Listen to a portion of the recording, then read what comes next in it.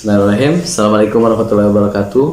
Di sini saya akan mempresentasikan karya ilmiah non penelitian yang saya buat untuk ujian akhir semester dari mata kuliah Bahasa Indonesia. Next, yang berjudul Dampak Ekonomi Islam bagi Masyarakat Indonesia. Di sini saya Muhammad Gimnastiar dari program studi Ekonomi Islam Universitas Islam Indonesia, dan email saya bisa dilihat di slide. Untuk selanjutnya yaitu masuk untuk pembahasan, atau sebelumnya abstraknya dulu atau gambarannya dulu. Gambaran dari artikel ini, ekonomi Islam tumbuh dan berkembang di Indonesia sebagai alternatif dari sistem ekonomi yang terlebih dahulu ada, yaitu ekonomi tradisional atau yang disebut kumulatif dan kapitalisme. Kedua sistem ekonomi yang ada tidak cukup mampu memberikan jalan menuju kehidupan sejahtera bagi masyarakat Indonesia. Hadirnya ekonomi Islam tentu saja harus mampu menjawab persoalan tersebut. Perkembangan dan pengorganisasian sistem ekonomi Islam baik sebagai wacana dan praktis harus berlangsung dalam kehidupan masyarakat. Pertumbuhan ekonomi Islam pada awalnya tumbuh di pedesaan, lalu menjalar ke kota, ke tanah perkotaan, dan ke seluruh dunia. Upaya pengembangan peran dan kontribusi ekonomi Islam di pedesaan bisa memanfaatkan dan sangat berkontribusi untuk mendistribusikan dana dan mengembangkan berbagai bentuk usaha. Untuk slide selanjutnya, yaitu kata kunci dari artikel ilmiah non penelitian ini, yaitu ada 3 kata kuncinya. Yang pertama, bank syariah, ekonomi Islam, dan institusi. Slide selanjutnya, berhubung tugas ujian akhir semester ini mempromosikannya hanya dalam durasi 3 menit sampai 8 menit, maka dari itu saya membagi poin-poin pentingnya. Nah, di sini untuk pendahuluannya yaitu ekonomi Islam menurut Umar Chaprak adalah sebagai induk keuangan Islam dengan sebutan ekonomi tauhid atau divine economics. Nah, poin-poinnya yaitu cerminan keyakinan. Untuk cerminan keyakinan, masyarakat bercermin bahwa semua faktor ekonomi termasuk diri manusia pada dasarnya adalah titipan Allah Subhanahu wa taala dan kepadanya lah kembali. Maka dari itu segala urusan kita di dunia ini akan dikembalikan kepada Allah Subhanahu wa taala. Untuk poin yang kedua yaitu perekonomian berbasis hukum Islam. Nah, perekonomian berbasis hukum Islam pada dasarnya telah diperkenalkan pada zaman Rasulullah SAW, yaitu mengenai dilarangnya riba, maisir, goror, zolim, dan haram menjadi syarat-syarat yang mendasar pelaksanaan ekonomi Islam.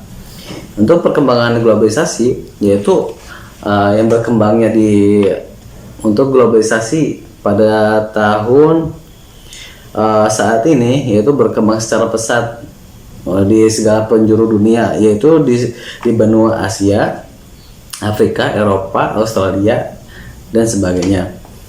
Untuk poin yang keempat yaitu sistem ekonomi Islam non-profit, contohnya seperti zakat, sodako, infak, dan wakaf.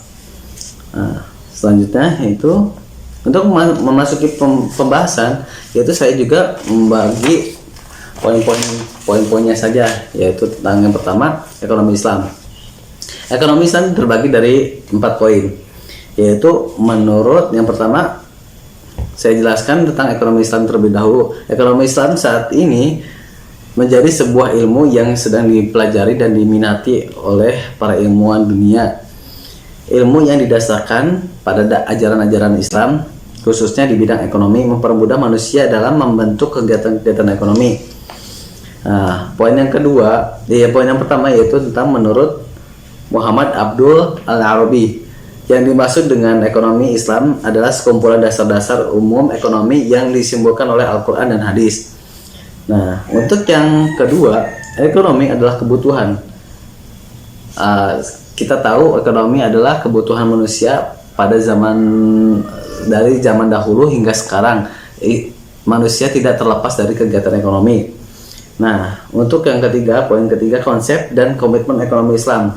Konsep dari komitmen Islam yaitu tidak yang berdasarkan dengan ajaran-ajaran Islam, yaitu seperti yang diajarkan oleh Al-Quran, hadis, dan ijma para sahabat, dan ijma para ulama besar dunia. Nah, untuk yang poin ketiga yaitu nilai-nilai ekonomi Islam.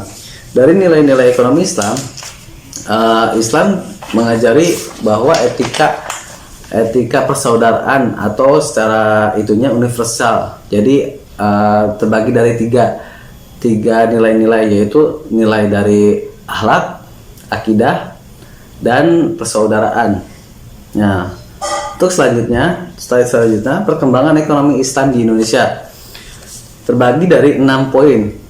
Poin pertama, Indonesia negara Islam terbesar di dunia. Kita tahu Indonesia adalah negara Islam yang terbesar di dunia, maka dari itu ekonomi Islam sangatlah bermanfaat bagi masyarakat Indonesia yang notabene beragama Islam, dan untuk mencari kehalalan dari segala sesuatu kebutuhan ekonomi Islam.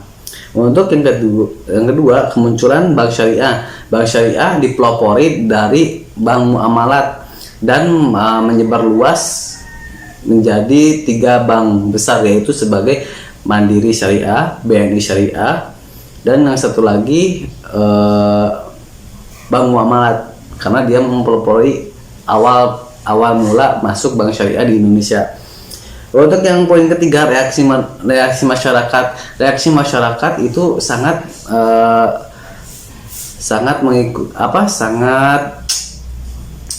bagus reaksinya untuk ekonomi Islam masuk kepada Indonesia. Untuk yang ketiga, nilai-nilai yang tercermin. Terdapat beberapa problem dan tantangan, bisa dibaca dalam artikelnya. Untuk kesimpulannya, Indonesia harus maju dan menggunakan ekonomi Islam. Mungkin bisa dibaca selengkapnya di artikel tersebut. Mungkin itu saja yang bisa saya sampaikan. Wabillahi taufiq wal hidayah. Wassalamualaikum warahmatullahi wabarakatuh. Dan untuk penutupnya adalah berdoa bersama, yaitu untuk keselamatan kita semua untuk pada tahun ini. Allahumma inna nas'aluka salamatan fid din wa ziyadatan fil ilmi wa barakatan fil ilmi wa taubatan qabla al-maut wa rahmatan 'indal maut wa maghfiratan ba'dal maut. Allahumma hawwin 'alaina fi sakaratil maut wan najata minan nar wal 'afwa 'indal hisab. Rabbana atina fid dunya hasanah wa fil akhirati hasanah wa qina adzabannar. Birahmatika ya rahman walhamdulillahi rabbil alamin. Wassalamualaikum warahmatullahi wabarakatuh.